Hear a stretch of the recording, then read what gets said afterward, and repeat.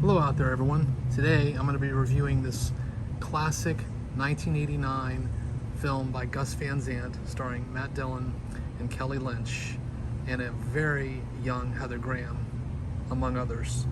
And I am sort of hit and miss with Gus Van Zant. I feel like he's definitely a talented director and he's made some fantastic movies.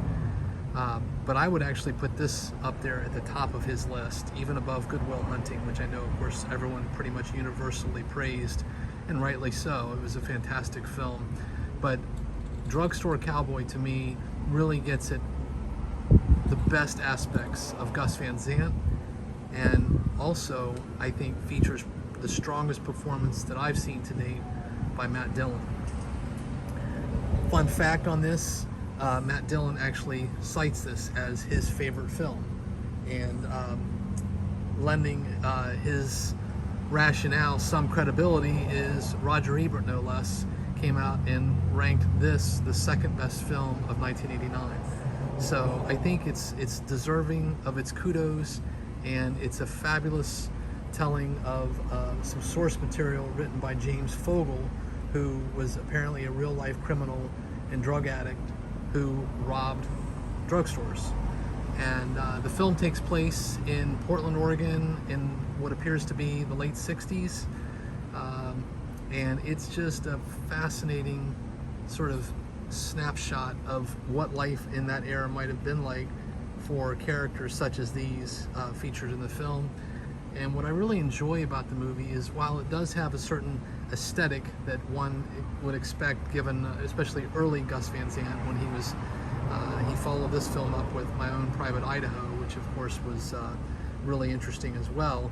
But I think this film, both narratively, structural wise, and also just the performances, it's just a fantastic blend of accessible art house cinema. And Imprint's release, I think, is quite good. Sadly, I don't think they went back to any original camera negative when they did the transfer, because while it looks fine in most, if not all of the film, there are a few sections where you can see some dirt and debris, which was a little disappointing, to be honest. I would have expected them to potentially go back to that original camera negative and do a brand new transfer, but it doesn't appear as though they've done that with this film. That said, I think it's probably the best the film is going to look, short of going back and doing a new transfer from the original camera negative. It blows the existing DVD out of the water, and I believe this is the only Blu-ray release for this film. So Imprint clearly picked a movie that I think is both deserving of a Blu-ray treatment, and also there's simply nothing else out there that will compare to the quality of this, even though it's not a fantastic transfer. The commentary by Gus Van Zant and Matt Dillon is really interesting, and I believe that was ported over from the DVD release. There's also a making of documentary, which again was, I believe, ported over from the DVD release. There's a couple of new featurettes, one called Ahead of the Curve, which is a visual essay by Chris O'Neill.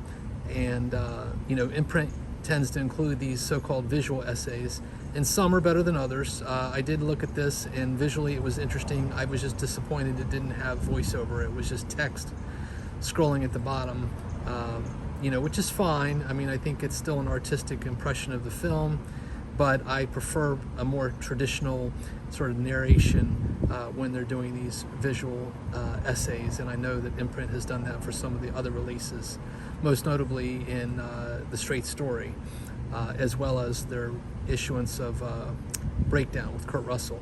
But in any case, there's also a really interesting new featurette by that's I believe an interview with the composer, as well as a nice new interview with Kelly Lynch, talking about how this film changed her career. So again, I would just say, if you've not seen this, definitely go out and watch it. There are plenty of movies out there about the drug culture, and some are better than others, and while you may not want to spend 2 hours with these characters based upon the lifestyle they choose, I think that the acting and the writing and the directing all lend itself to a watch, even if this isn't necessarily your cup of tea. I think it's just a fascinating story, expertly told by some real craftsmen in the industry. So with that, I hope everyone is well. Do take care, and until the next time, bye-bye.